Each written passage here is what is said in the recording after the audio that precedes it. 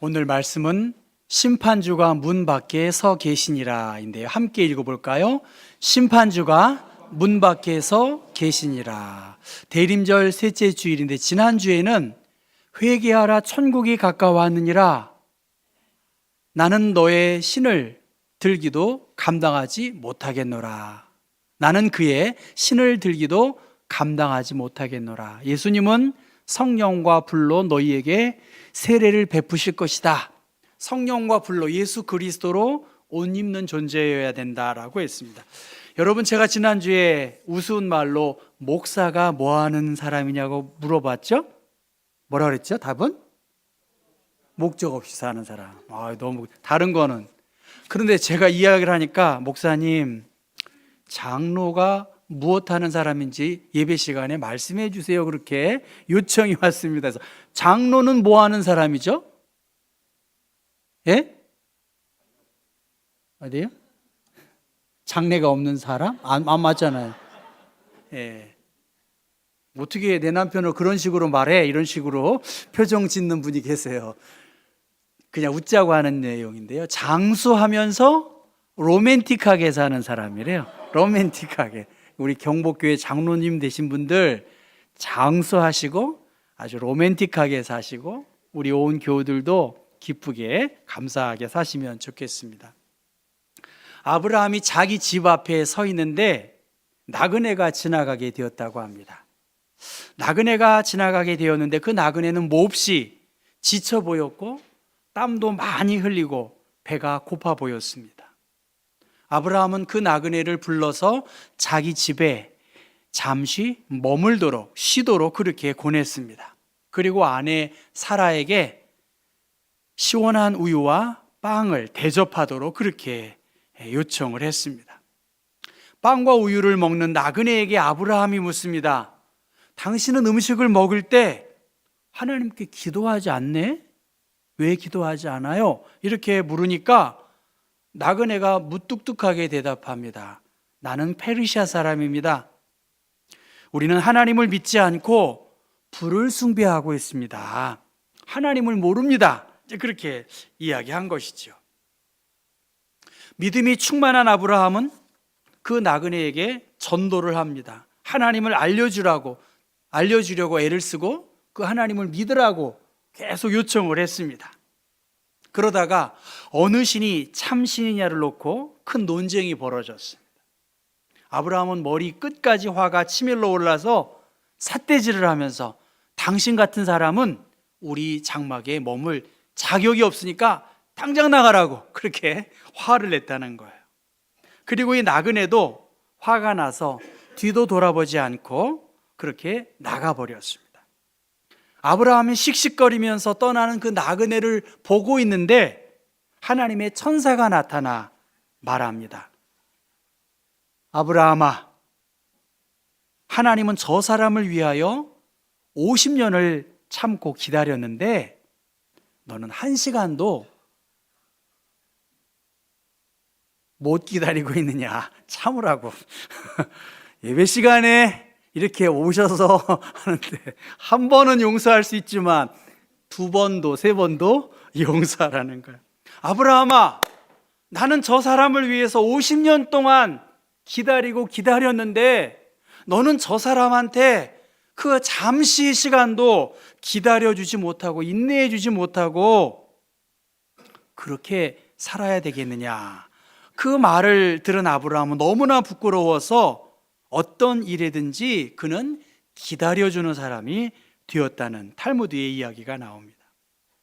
야고보서 우리가 잘 알고 있듯이 어떻게 살아야 할 것인가? 신약의 잠언과 같은 말씀입니다. 우리가 너무나 잘 알고 있는 이 말씀, 형제들아, 주께서 강림하시기까지 길이 참으라. 농부가 이른 비와 늦은 비를 기다리는 것처럼 길이 참고 마음을 굳건하게 해라. 주님의 강림이 가까이 오셨다라고 그렇게 말합니다. 12지파에 흩어진 그 무리들, 유대교에서 예수를 믿다가 고난당하는 그 어려운 사람들에게 대하여 주님의 재림이 가까우니까 조금만 참고 기다려라. 그렇게 말씀하세요. 제가 2020년 12월에 이 본문을 똑같은 본문으로 설교했어요. 농부들, 선지자들, 욥, 이들의 공통점, 인내하고 어려움을 참고 헤쳐나가는 그쪽에 설교의 포인트를 두었는데요. 우리가 알고 있는 농부, 기다려야 되겠죠. 그 석회질이 많은 그 땅, 비가 오지 않으면 그 더 딱딱해지는 그 땅, 그래서 10월부터 11월 그 이른 비에 땅을 기경하고 추수를 하게 하기 위해서 곡식을 파종하는, 그리고 4월부터 5월 그 늦은 비를 또 내려주셔야 수확이 가능한, 그래서 농부들에게 필수적인 과정은 기다림입니다. 선지자들, 우리가 알고 있는 욥, 그 힘들고 어려운 가운데에서 그들은 하나님께 인내하고 소망 가운데 살아갔던 사람들입니다. 그러니까 신약 성경에서 참다라고 하는 것은 우리가 생각하는 것보다 더, 내가 생각하는 것보다 더 오래 견디어내는 것입니다. 그래서 7절에 길이 참으라, 길이 참아, 8절에 굳건히 하라, 순간순간 나타나시는, 순간순간 하나님의 사람으로서 우리가 취해야 할 행동은 인내하고 참으라는 것입니다. 불의한 상황은 예수님의 재림, 그의 다시 오심으로 바로 잡힐 것이다. 역사의 끝에 있을 그 사건, 모든 것에 대한 평가는 주님이 판단 내리실 것이고, 요한계시록 20장 말씀 보면 자기 행위에 따라서 책들에 기록된 대로 심판을 받을 것이다. 각 사람이 자기의 행위대로 심판을 받고, 누구든지 생명책에 기록되지 못한 자는 불못에 던져버릴 것이라고 하는 이 말씀을 기억하고, 농부들처럼, 선지자들처럼, 욥처럼 너희들이 참고 인내해야 된다라고 그렇게 말하고 있습니다. 그러니까 정해진 그 시간과 계획이 있기 때문에 그들에게 인내와 기다림이 요구되지만, 동시에 그들의 현실은 원망과 불평이 일어날 수밖에 없는 그러한 상황입니다. 이 원망과 불평이 일어날 수밖에 없는 그들에게 대하여 형제들아, 서로 원망하지 말래요. 5장 1절에 보면 부한 자들아, 들으라 부한 자들아. 부한 자들이 있으니까 가난한 자들도 있었겠지요. 부한 사람들, 가난한 사람들 서로 원망하지 말아라. 교회에도 세상처럼 부자와 가난하다는 이유로 인해서 노골적으로 차별이 생겼습니다. 그래서 야고보서 2장 1절의 말씀 보면 소유로 형제를 차별하지 말아라. 혀로 사람을 저주하지 말라. 하나님의 형상대로 지음을 받은 사람을 네가 지금 혀로, 생각으로 저주하고 있구나. 시기와 다툼 대신에 화평을 추구해라.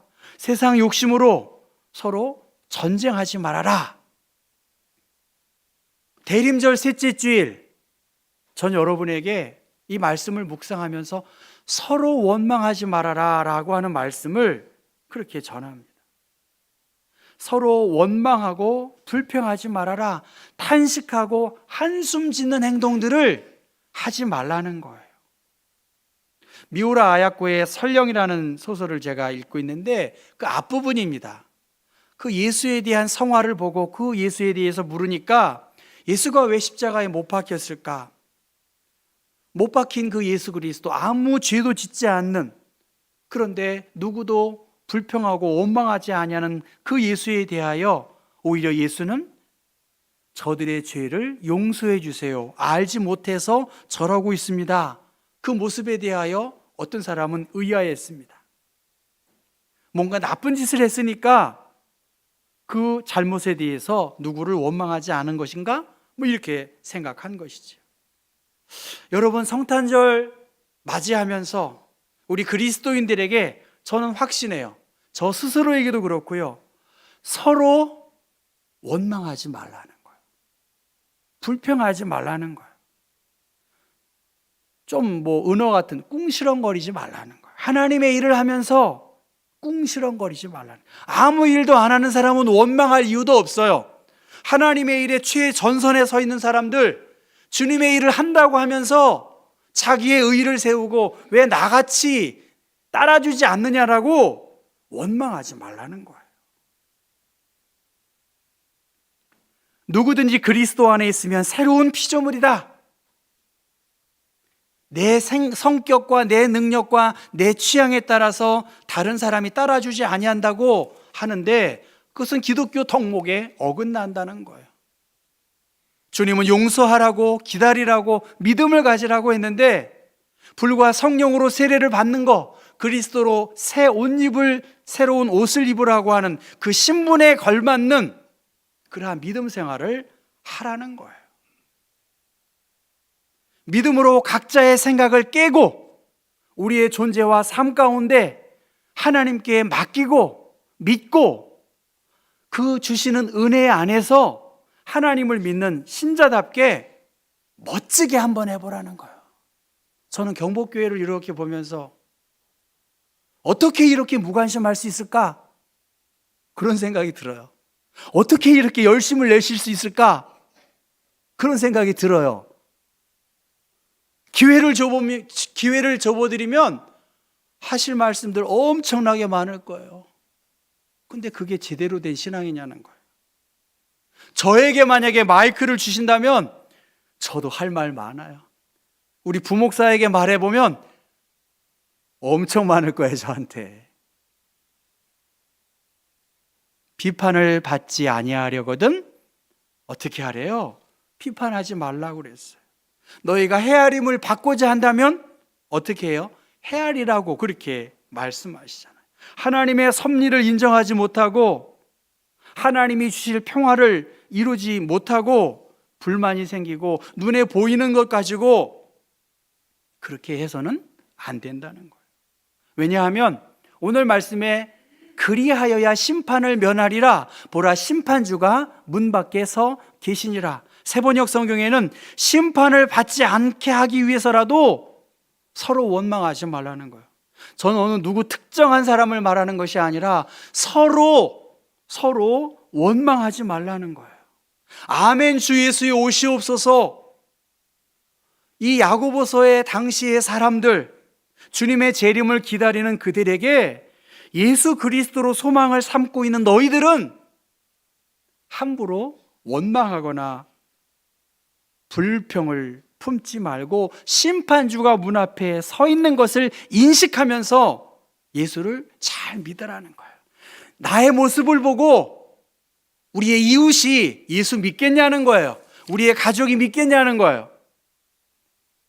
이제후로는 나를 위하여 의의 면류관이 예비되었으므로 주 곧 의로우신 재판장이 그날에 내게 주실 것이며 내게만이 아니라 주의 나타나심을 사모하는 모든 자에게 주께서 의의 면류관을 예비해 주셨다는 거예요. 하나님이 알고 계시고 우리의 수고를 알고 계시는데 우리의 생각과 입술로 모습으로 불평하고 어리석은 행동들을 하는 것은 부끄러운 그리스도인입니다. 박노해 씨가 이렇게 시를 썼습니다. 참 사람이 사는 법, 손해보더라도 상처받더라도 더디 가더라도 어떻게 살라고 하고 있습니까? 왜냐하면 우리의 삶은 사람을 상대하기보다 하늘을 상대하는 것, 우리 이런 세상의 빛을 보기보다 내 안에 빛을 찾는 것이라고 그렇게 이야기하고 있습니다. 심판장이신 주님께서 문 밖에 서서 심판하실 날이 있다는 것이고 여러분의 수고와 애씀을 다 알고 계시는데 수고하고 애쓴 만큼 입으로 마음으로 쏟아버리면 너무나 억울하지 않냐는 거예요. 호리코시 요시하루라고 하는 사람이 망막에 생기는 악성 종양 때문에 두 눈이 실명했다고 합니다. 저는 귀로 보고 손으로 읽으면이라는 저 책을 읽지는 않았는데 저 호리코시 요시하루는 주변에 예수 믿는 사람들이 많이 있었다는 거예요. 그리고 몇 명은 아주 열심히 예수를 믿고 예수님의 기적에 대해서 그 실명한 그에게 이야기해 줬다는 겁니다. 예수님의 이름으로 열심히 기도했더니 갑자기 눈이 뜨거워지고 눈물이 흘러나온 후에 보였다. 그러니 당신은 기도하고 예수를 믿어서 좀 기적을 좀 맛보면 어떻겠느냐? 그렇게 친구들이 이야기했다는 거예요. 신앙을 거부했던 그는 항상 반론을 제기합니다. 만약 당신들이 말하는 전능의 신이 계셔서 온 세상을 창조하셨다면 장애인도 그 신의 손으로 만드셨을 것이다. 내가 시각 장애인으로 이 세상을 살아가는 것도 신이 세우신 계획임이 틀림이 없다.